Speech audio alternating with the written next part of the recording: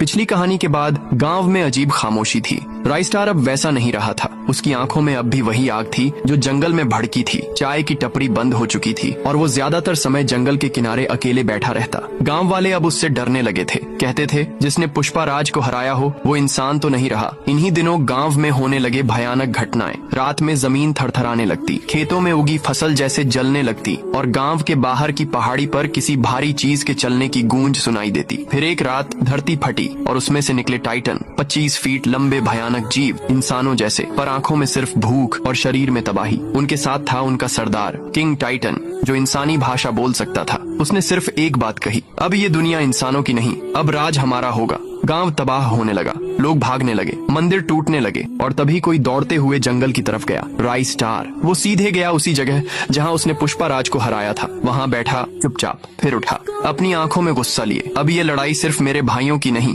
ये लड़ाई पूरे गांव की है। वो गांव लौटता है, लेकिन अब उसके हाथ में कुल्हाड़ी है, वही जो उसने पुष्पाराज से ली थी। जंगल की मिट्टी से लिपटी पुरानी लेकिन भारी टाइटन गांव पर चढ़ाई करते हैं। राइस्टार अकेला खड़ा होता है गांव के दरवाजे पर। टाइटन दहाड़ता है, क्या करेगा अकेला? राइस्टार जवाब देता है, जंगल ने मुझे अकेला भेजा है, पर याद रखना जंगल कभी हारता नहीं, जंग शुरू होती है। राइस्टार छाया बनकर दौड़ता है। टाइटनों का खून गर्म है, लेकिन राइस्टार का बदला उससे ज्यादा गर्म। किंग टाइटन से आमना सामना होता है। वो कहता है, पुष्पा राज गया, अब तू भी जाएगा। राइस्टार बोलता है, मैं पुष्पा नहीं हूँ, मैं उसका अंत हूँ। भीषण लड़ाई होती है, पेड़ टूटते हैं, आग लगती है और जब धुआं छंटता है सिर्फ राइस्टार खड़ा होता है, खून से लथपथ पर जिंदा। किंग टाइटन वहीं पड़ा है, मरा हुआ। राइस्टार फिर गांव नहीं लौटता।